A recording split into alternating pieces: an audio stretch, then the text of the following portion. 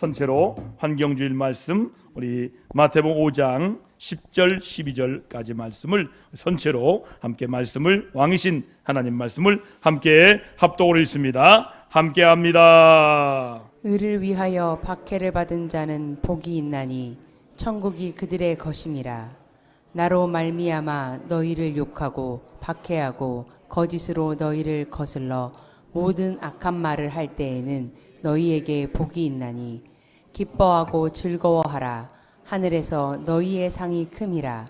너희 전에 있던 선지자들도 이같이 박해하였느니라. 아멘. 살아계신 하나님의 말씀, 자리에 앉으시기 바랍니다. 오늘은 환경주일로 드립니다. 앞으로 환경에 대한 신호가 우리 지구 곳곳에 위험 신호가 빨간불이 켜지고 있어요. 그래서 기후의 변화뿐이 아닙니다. 이제는 이 기류의 변화가 일어나고 있어요. 그리고 하늘이 심상치 않아요. 그래서 비행기가 떨어지기도 합니다. 바다의 해류가 심상치 않아요. 배가 가라앉을 수가 있어요. 여러분, 우리 자녀들에게 아름다운 환경을 물려주기 위해서 우리 그리스도인들이 이 환경을 잘 지키고 보존하고 절제하는 생활을 해야 할 것입니다. 할렐루야. 여러분 한번 생각해 보시기 바랍니다. 여러분, 어떤 사자가 초식동물을 잡아먹고 나서 그것 때문에 마음의 고통을 느끼며 괴로워하는 사자를 보신 적이 있으십니까? 사자는 그런 생각 안 해요. 그냥 배고프면 잡아먹어요.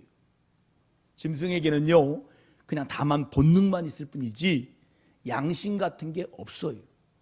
그러나 인간에게는 양심이라는 게 있어요. 한번 따라합시다. 내게 양심이 있습니다. 그래서 임마누엘 칸트가 유명한 말을 했어요. 같이 한번 읽어볼까요? 시작. 인간의 마음 속에는 밤하늘의 별과 같이 반짝이는 양심이 있다. 마음에서 반짝반짝하는 양심이 있다는 거예요. 여러분, 이 양심은 우리의 마음을 비춰줘요. 그래서요, 불의를 행할 때면 양심이 그 불의를 지적합니다. 그리고 그 불의 때문에 마음이 괴로워져요. 이 양심은 하나님께서 사람을 지으실 때 하나님의 마음을 부분적으로 넣어주신 거예요. 그래서 양심적인 기독교 신앙과 복음은 의를 위하여 고난과 박해를 받습니다. 참된 신앙은 역경과 분리되어 있지 않습니다. 여러분, 신앙생활을 하면서 어려움이 하나도 없는 것은 내 신앙생활을 어쩌면 잘못하고 있다는 증거입니다. 여러분, 이것을 우리 기독교 역사면에서 우리가 알 수 있어요. 로마에 가면 저 굴이 있습니다. 저 굴이 카타콤베라는 굴이에요. 지하 동굴 묘지예요. 여러분, 처음에는요, 이것을 단순한 지하 동굴로 알았습니다. 그런데 조사하다 보니까 그 과정에서 사람들이 저 지하 동굴에서 300년, 10대, 10대를 거쳐서 생활한 흔적이 발견할 수가 있었습니다. 여러분, 기독교는 네로에서부터 콘스탄틴 왕까지 기독교가 국교로 공인할 때까지 300년간 아주 무수한 박해를 받았어요. 당시에 이 그리스도인이 된다는 것은 어떤 뜻인 줄 아세요? 직장에서 내쫓기는 것은 말할 것도 없습니다. 집안 가문에서 축출됩니다. 저도 처음에 예수 믿으니까 저희 아버지가 호적에서 팔아.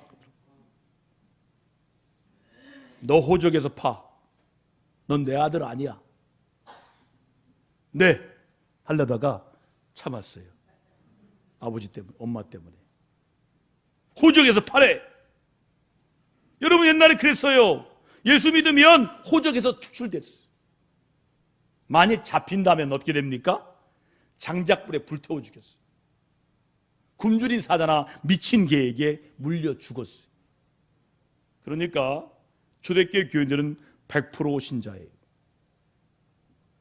가짜가 없어요. 다 진짜예요. 왜요? 생명을 담보로 믿으니까. 여러분, 국교로 인정되기까지 기독교가 받은 박해는 말로 형용할 수 없을 정도였어. 이 엄청난 박해를 피하여 간 곳이 바로 이 지하 동굴 묘지였어. 그곳은 유일하게 창칼이 미치지 못한 곳이었어요. 미로예요, 미로. 한번 들어가면 못 나와요. 많은 사람들이 300년간 지냈던 곳이 바로 카타콤베의 지하 동굴입니다. 이 무덤 속에서 태어납니다. 이 무덤에서 자라고 죽어갔던 거예요. 그토록 엄청난 박해를 겪으면서 예수 복음은 퍼져나갔어요. 콘스탄틴 황제가 드디어 기독교인들의 은신처를 알아냈습니다. 그래서 다 잡아들여라. 그런데 알고 보니까요, 로마 대부분의 시민들이 기독교를 믿고 있었어요. 이유가 뭔지 아십니까? 부활을 믿는 기독교인들은 두 번의 아주 큰 전염병이 있었어요. 로마의 사람들이 거의 몇 분의 몇이 다 죽었어요. 그런데 이 기독교인들은 그 병을 두려워하지 않아요. 장례를 치러주고. 그런데 이상한 것은 기독교인들은 안 걸려. 사람들이 어디로 가겠습니까? 살기 위해서 기독교로 가는 거예요. 몰래 동굴에 가서 예배드리고요. 당신도 왔어? 나중에는 이 무덤에 사람들이 가득가득한 거예요. 로마 시민들의 많은 사람들이 기독교인이었어요. 안 믿는 사람들보다 믿는 사람들이 더 많고, 이제 감옥이 너무 좁아요. 도무지 잡아 가둘 수가 없어요. 더 놀랄 것이 뭔지 아십니까? 황제의 어머니 헬레나 여사도 기독교인이라는 거예요. 우리 엄마까지 예수 믿었어. 아이고, 여러분, 이 황제가요, 기겁을 하지 않을 수 없어요. 드디어 황제가 고민합니다. 어떻게 할 것인가. 그런데 놀라운 것은 콘스탄티누스가 이 기독교 상징하는 십자가를 이렇게 그리고 전쟁터에 나갔는데 승리했어요. 그리고 그의 꿈에 하나님이 역사하시는 거예요. 그래서 그도 세례를 받습니다. 그리고 기독교를 뭐 합니까? 국교로 공인합니다. 이제 우리나라는 국교가 기독교다. 주 313년 밀라노 칙령 때 내렸습니다. 그 엄청난 시련과 박해 속에 생멸고 전했던 이 복음이 드디어 로마를 정복한 거예요. 여러분, 지금도 이 카타콤바에 가보시면, 다시 한번 띄워주세요. 카타콤바에 가보시면 그 당시 이 그리스도인들의 사용했던 질그릇을 볼 수가 있어요. 그릇들이 있어요. 카타콤바의 교회를 가보면 정말 숙연해질 수밖에 없다는 거예요. 여러분, 꼭 성지순례 가셔서 보시기 바랍니다. 저도 아직 못 갔어요. 여러분 위해서 기도해서 함께 가서 봅시다. 할렐루야. 여러분, 오늘 내가 예수 믿고 구원받아 영원한 천국 시민이 될 수 있었던 것은 이런 처참한 박해를 통해서 복음이 전달된 거예요. 여러분, 이 복음이 피와 땀과 눈물이 범벅된 생명의 복음이에요. 여러분, 고난과 피로 전달된 이 피의 복음이에요. 아니, 더 나아가서 이 복음 자체가 고난과 피예요. 저는 간절히 성서 우리 피는데 다시 한번 요청하고 싶어요. 요걸 다 빨간색으로 다시 바꾸라고. 왜 금빛으로 바꿨어? 복음은 붉은색인데. 피의 복음이에요. 순교의 복음이에요. 할렐루야. 여러분, 복음은 너무너무 값진 거예요. 복음은 정말로 귀한 거예요. 아니, 더 나아가서 복음 자체가 고난과 피라고 말씀드렸잖아요. 예수 그리스도의 십자가는 인간 최대의 고난이었어요. 그 십자가의 고통이 우리 죄를 벗겼습니다. 용서한 것임을 믿으시면 아멘 합시다. 정말 이상해요. 다른 종교는요, 반대자가 거의 없어요. 불교 이단 없어요. 몇 개 빼놓고. 이 종교 창시자들은요, 추종자들이 전폭적인 지지를 받았고 따르는 무리들의 존경을 받았습니다. 그래서 그들은 대개 자연수명을 다 하고 잘 먹고 잘 살다가 죽었어요. 그러나 기독교 복음만은 처절한 반대와 순환을 당했어요. 참 진리가 전해지는 곳마다 배척지가 생기고 엔티가 생겼습니다. 지난주 제가 이찬수 목사님을 만났어요. 목사님 예배 때마다 다 유튜브를 안 나가요. 이유가 뭐예요? NT 이찬수. 워낙 바른 말 하니까 NT가 많대요. 여러분, 복음에는 NT가 있는 거예요. 할렐루야. 복음이니까 이단이 있는 거예요. 할렐루야. 이 시간에 이단인들 돌아오시 바랍니다. 복음으로 돌아오십시오. 왜요? 복음은 살아 역사한 하나님의 말씀인데 이 말씀대로 살지 않을 때 이단들이 막 생기는 거예요. 12 제자 가운데 가룟 유다를 제외해서 모두가 이 제명을 못 삽니다. 제명에 못 죽고 모두 순교를 당했어요. 제자들이 다 순교당했어요. 마지막 순교당한 분이 요한입니다. 요한. 여러분, 그 다음에 누굽니까? 스데반 집사가 말씀 전하다가 돌에 맞아 순교당했어요. 그때 회심하려고 마음이 움찔했던 이 사울이 변화되어 바울이 되어서 로마 감옥에서 목이 잘려서 참수되었습니다. 여러분, 예수님을 따르던 초대교회의 모든 사람들이 동족으로부터 핍박을 받았어요. 박해를 받았어요. 가족이 바로 원수예요. 로마 나라에게 박해를 받았어요. 나라에게 박해를 받았어요. 여러분, 우리나라에 기독교 복음이 전환될 때 마찬가지였어요. 푸른 눈의 토마스 젊은 선교사가 복음 가지고 돌아오다가 대동강에서 순교당했어요. 여러분, 믿음의 선배들이 가정과 부모로부터 버림을 받았습니다. 동네 사람들로부터 따돌림 당했습니다. 일제 강점기에 신사참배 거부로 한국 기독교는 피를 뿌렸어요. 그래서 양화진에 가면, 순교지 가보면 그분들이 다 묻혀 있어요. 그 토양 위에 복음의 씨는 자랐습니다. 그래서 오늘의 기독교는 이렇게 세워진 거예요. 예수님의 참된 복음이 있는 곳에는 당연히 핍박이 따르게 됩니다. 한번 따라합시다. 당연하지요. 예수 믿고 핍박당하는 것 당연하지요. 세 가지들이 꼭 기억하셔야 돼요. 교회 열심히 다니면 핍박이 있어요. 왜요? 그걸 싫어해요, 악한 영들이. 당연하지요. 어느 민족에도 들어갈 때도 그렇습니다만 더 구체적으로 우리 개인에게도 다 마찬가지입니다. 자, 오늘 내 신앙에 어떤 형태로든 고난이 없으면 그것은 어쩌면 가짜인지 모릅니다. 살아있는 복음이 아닙니다. 예수님을 올바로 믿는 신앙이 아니에요. 자, 오늘 말씀으로 확인합니다. 자, 함께 읽습니다. 시작.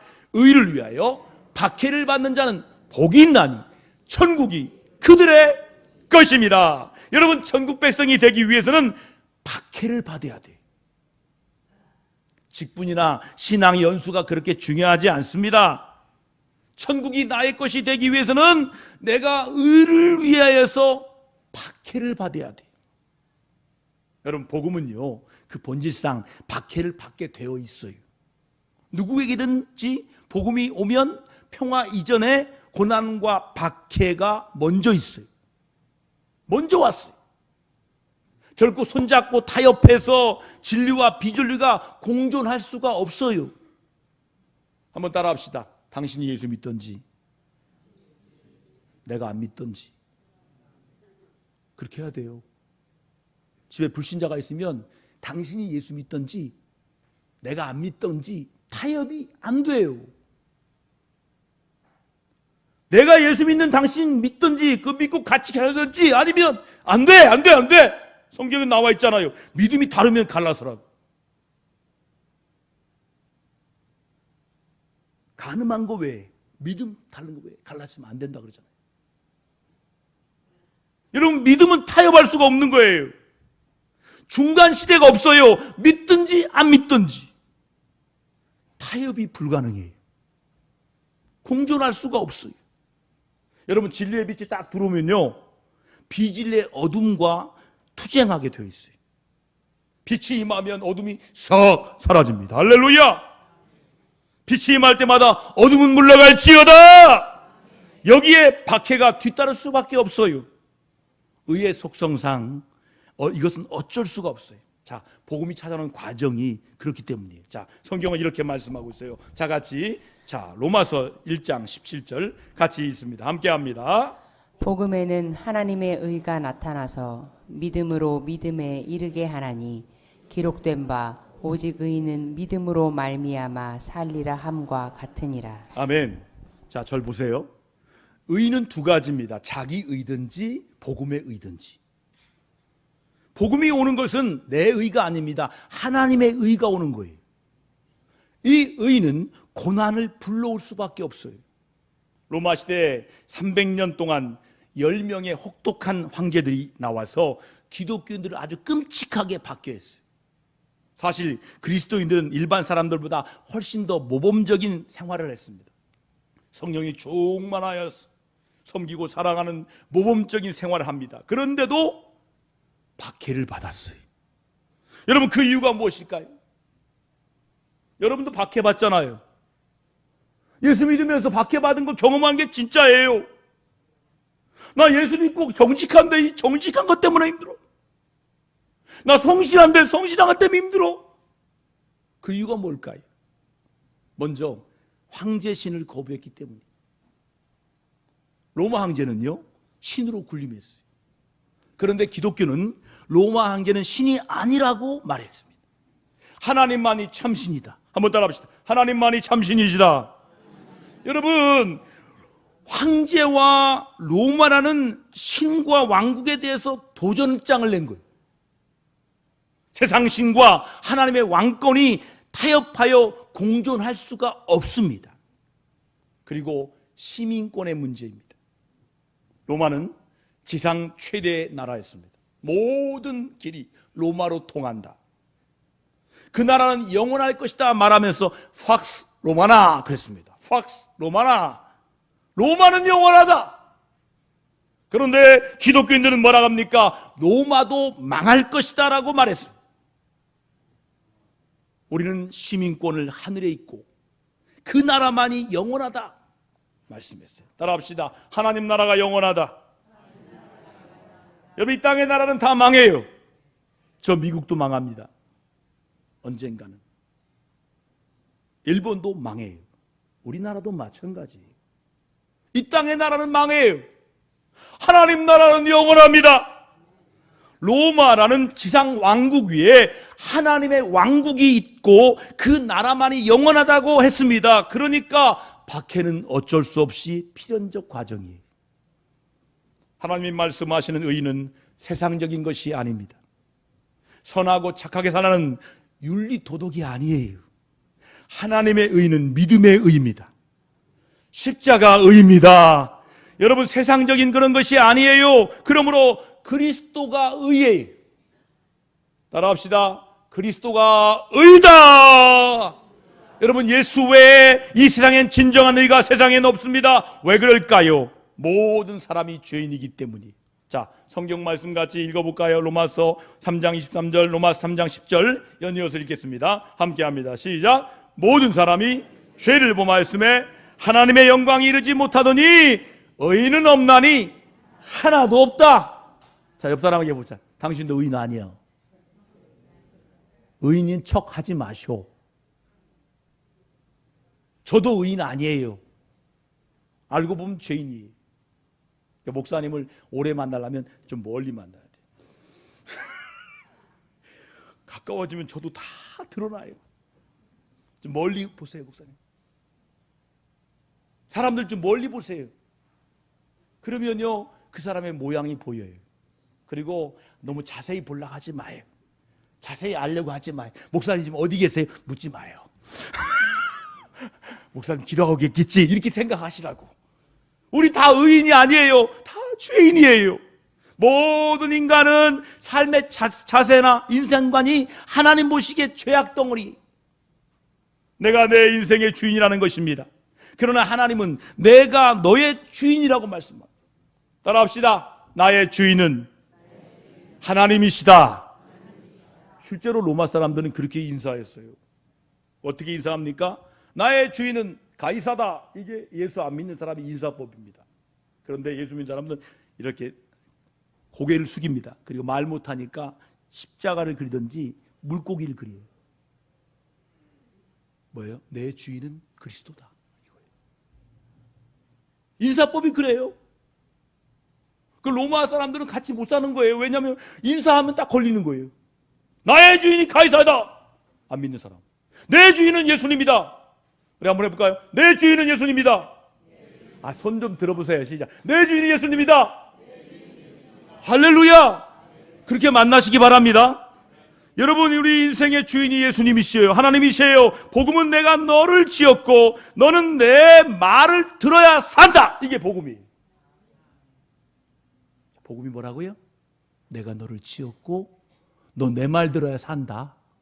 이게 복음이에요. 여러분, 이 복음으로 살아가시는 저와 여러분 되기를 주의 이름으로 축원을 드립니다. 하나님의 절대적인 왕권의 선포예요. 하나님께서 내게 왕이라고 하시는 것을 인간들은 다 거부합니다. 자, 뭐라고 하는 줄 아세요? 그저 하나님은 내 인생을 당신 마음대로 하려 하지 마시고 내가 어려울 때만 나를 도와주시만 하십시오. 병 들었을 때 고쳐주고 가난할 때 돈이나 주십시오. 내 인생을 빼앗으려고 하지 마십시오. 내 인생의 주인은 납니다. 이렇게 말하는 거예요. 여러분, 이 싸움이 하나님과 여러분 사이에서 계속해서 진행되고 있는 거예요. 하나님은 자가 죽으라고 말씀하시는데 나는 죽기 싫고, 그러니까 신앙생활이 자연 죽을 맛입니다. 여러분, 신앙생활은 죽을 맛이 되면 안 돼요. 내가 주님과 함께 죽고 할렐루야, 부활하고 살고 할렐루야. 여러분, 죽고 사는 기쁨을 누리시길 주의 이름으로 축원합니다. 하나님의 의는 세상의 의와는 양립할 수가 없어요. 인간의 의는 예수 그리스도를 십자가에 못 박았어요. 여러분, 그러므로 나의 의를 포기하고 하나님의 의를 받아들이시기 바랍니다. 자, 우리 한자로 풀어봅시다. 의라는 자를 한번 써보세요. 의자. 위자가 양자입니다. 양자. 밑에는 나아자입니다. 이걸 풀어보면 뭐냐면요, 예수 그리스도의 피 아래에 있는 내가 있을 때만이 내가 의가 된다는 거예요. 따라합시다. 예수 그리스도의 피 아래에 있을 때, 그때 내가 의가 된다. 여러분, 내가 의가 되는 것은 뭐냐면 그리스도의 피, 보혈의 능력, 보혈로 말미암아 씻음 받을 때 의인 되는 거예요. 여러분, 기독교는요, 어떤 신앙입니까? 하나님을 나의 주인으로 삼는 신앙이에요. 나의 의를 다 버리고 나를 죽이는 핍박이 나에게 있어야 되는 거예요. 여러분, 사람들에게 가장 참기 힘든 고통이 뭘까요? 남자분들, 자기 자존심을 죽이는 일이에요. 너무 힘들어요. 남자들은 자존심 덩어리예요. 그래서 자존심 죽이는 게 너무 힘들어서 뭐라고 합니까? 내가 지렁이요? 야, 지렁이도 밟으면 꿈틀거려? 그 알량한 자존심이 깨져야 되는 거예요. 그럴 때 진정한 하나님이 인정하는 의로운 사람이 될 수 있음을 믿으시기를 바랍니다. 그러면 의를 위하여 박해를 당하는 자에게 어떤 복이 임하는지 말씀드려 보겠습니다. 첫 번째는 뭐냐면 내가 의롭다 인정받는 결과를 가져옵니다. 만일 악한 사람이 나에게 와서 친구하자 한다면 나는 어떻게 될까요? 영락없이 나도 그와 똑같은 악한 사람이 됩니다. 대그룹의 모 회장이 큰 고난을 당한 이유가 있었습니다. 악한 사람들과 함께 했기 때문에 그 사람도 악한 사람이라고 생각할 수밖에 없다는 결론이기 때문이에요. 그러나 내가 악한 사람과 거짓된 사람들로부터 박해를 받는다는 사실은 내가 진실된 사람이라는 증명하는 결과가 되는 거예요. 그들로부터 당연히 박해를 받아야 나는 진실하고 의로운 사람이 되는 거예요. 이것이 서로 대립되어 있으므로 박해가 없다면 나와 쟤는 하나일 수밖에 없어요. 예수님께서 말씀했습니다. 자, 한번 읽어볼까요? 요한복음 15장 18절 19절 함께 있습니다. 함께 합니다. 세상이 너희를 미워하면 너희보다 먼저 나를 미워한 줄을 알라. 너희가 세상에 속하였으면 세상이 자기의 것을 사랑할 것이나 너희는 세상에 속한 자가 아니요 도리어 내가 너희를 세상에서 택하였기 때문에 세상이 너희를 미워하느니라. 여러분, 예수 믿고 나면 세상이 여러분들 미워합니다. 왜요? 예수님도 미움당했어요. 희한하더라고요. 우리 어머니가 절 미워하더라니까요. 교회 다닌다니까. 그렇게 사랑 많은 어머니가 절 미워하더라고. 우리 아버지는 죽이려고. 무당이 구슬나는데 제가 그랬어요. 예수 믿어야 합니다. 근데 도망가더구만요. 양립할 수가 없어요. 세상이 날 미워해요. 당연한 거예요. 할렐루야. 그러므로 박해는 반드시 있어야 되는 거예요. 왜 지금 이렇습니까? 박해가 없는 세상이에요. 그러니까 문제가 되는 거예요. 박해가 바로 우리가 의롭다함을 증거해 주기 때문이에요. 두 번째는 뭐냐면 박해를 당함으로 우리는 악으로 빠지지 않을 수가 있다는 거예요. 악과 타협하면 악에 빠져버려요. 그러나 박해를 당하면 나는 점점 강해집니다. 악으로부터 도전을 받으면 받을수록 나는 정말로 의로워진다는 말씀이에요. 상대방을 나를 악하다고 하면 나는 선하다고 하는 열심히 증거하는 거예요. 여러분, 믿음에서도 이와 같은 사실을 볼 수가 있어요. 예수 믿는 사람에게 누군가가 말합니다. 하나님이 어디 있어? 하나님 없다라고 말하면 어떻게 합니까? 그때부터 나는 열심히 하나님의 실존을 설명합니다. 하나님이 계셔. 세상에 하나님 안 계시면 우주가 이렇게 있겠어? 아는 것을 총동원해서 증거합니다. 아마 이런 경험들은 한두 번씩 겪어보았으리라고 믿습니다. 도전을 받아야 강해지고 생각도 정리되고 보다 확실하게 됩니다. 여러분, 세 번째 복이 뭐냐면 박해를 통해서 하나님께 영광을 돌리는 복이 있습니다. 한번 따라 합시다. 하나님께 영광. 여러분, 박해가 없으면 하나님께 영광 돌릴 수가 없어요. 왜냐하면 시험이 없다면 우등생이 없는 것과 마찬가지. 이와 같이 핍박이 있어야 의의가 얼마나 귀하며 믿음이 얼마나 귀한 것이 노출이 돼요. 여러분, 하나님은요, 고난을 통해서, 심지어는 순교를 통해서 하나님이 영광 받으세요. 핍박 속에, 박해 속에 이루어진다는 결과예요. 자, 오늘 본문 말씀, 박해가 어떤 성격인지를 다시 한번 말씀드리겠습니다. 마태복음 5장 11절 12절 뒤에 방점을 갖고 같이 읽습니다. 함께 합니다. 시작. 나로 말미암아 너희를 욕하고 박해하고 거짓으로 너희를 거슬러 모든 악한 말을 할 때에는 너희에게 복이 있나니 기뻐하고 즐거워하라. 하늘에서 너희의 상이 큼이라. 너희 전에 있던 선지자들도 이같이 박해하였느니라. 할렐루야. 그러므로 박해가 있어야 한다는 거예요. 그러면 왜 기뻐하고 즐거워하는 것일까요? 첫째는 그리스도를 위한 고난이기 때문이에요. 이왕이면 그리스도를 위해 당하는 고난이면 얼마나 좋겠습니까? 죽음도 마찬가지예요. 어차피 죽게 되어 있는데 이왕이면 그리스도를 위해서 죽을 수 있다면 얼마나 귀한 죽음이겠습니까? 어차피 당하는 고난이고 죽음이라면 그리스도를 위한 고난과 그리스도를 위한 죽음으로 내가 맞이할 수 있다면 얼마나 복된 일일까요?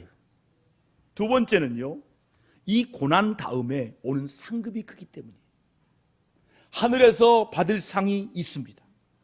여러분, 이 상급을 생각하면서 지금도 기뻐하라는 거예요.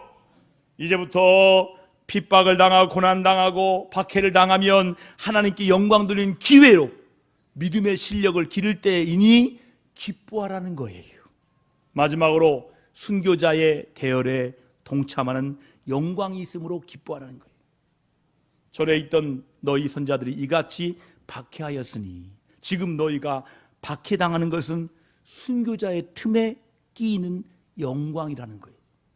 여러분, 이 세상에서 그리스도의 이름을 위하여 내가 좀 희생하고 내가 좀 손해를 보았는데 그것으로 그리스도의 거룩한 구속사역에 동참했다면 얼마나 즐겁고 영광스러운 일입니까? 여러분, 흔히 교회 성전을 건축할 때 두 부류의 사람이 있어요. 어떤 분은 성령의 감동에 따라 정성을 다해서 좀 무리해서 하는 헌금하는 사람이 있어요. 감동하면 드려요. 좀 무리했어요. 또한 조금 여유 있는 돈을 바치는 분이 있어요. 돈이 좀 있는 거 바치는 거예요. 그러나 나중에 성전이 딱 건축되고 완공됩니다. 아름답게 지어진 다음에 그 성전을 출입할 때마다 느끼는 바가 서로 다릅니다. 좀 무리해서 정성을 다해 애를 쓰신 분들은 성전 올 때마다 감격해요. 감사합니다. 그러나 그냥 성의 없이 드리는 분은 부끄럽게 됩니다. 사실 이 창피는 문제가 아니에요. 하나님 앞에 가서 부끄러움 당할 것이 미리 한번 생각해 보세요. 이 거룩한 수고에 동참하고 우리 순교자의 반열에 낀다는 것은 큰 기쁨이요 영광임을 믿으시면 아멘 합시다. 우리 성령 강림 주일에 우리 두 번째 주간의 환경 주일에 성경은 이렇게 말씀합니다. 성령 받은 제들과 우리들의 환경에서 주어지는 말씀이 있습니다. 앞으로 기후 환경이 우리를 박해하는 시대가 옵니다. 기후 환경이 우리를 박해합니다. 질병이 많아질 거고요. 코로나의 몇 배가 다시 한번 생긴다는 얘기가 이미 예측되고 있어요. 환경이 박해 시대다. 기후 환경이 박해 시대다. 모이기 힘든 시대가 된다는 거예요. 그것은 양심을 잃어버린 사람들이 환경을 함부로 대했기 때문이에요. 양심적인 그리스도인들이 이제는 환경 회복과 보호에 앞장서고 좋은 환경, 아름다운 환경을 여러분 자녀들에게 대대손손에게 물려주시기를 축원합니다. 우리 말씀 읽고 기도하겠습니다. 의를 위하여 시작. 의를 위하여 박해를 받는 자가 복이 있나니 천국이 그들의 것이며 기뻐하고 즐거워하라.